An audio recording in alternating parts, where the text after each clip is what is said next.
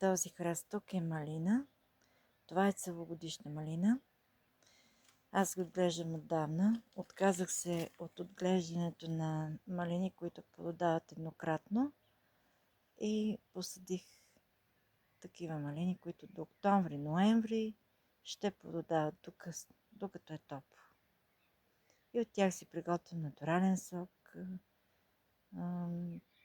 компот.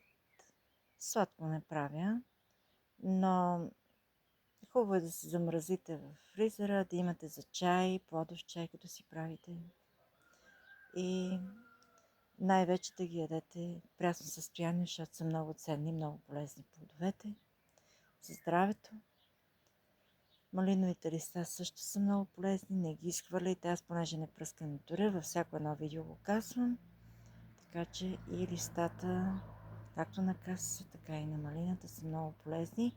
И в специални видеа за билките ще разкажа за какво се използват точно.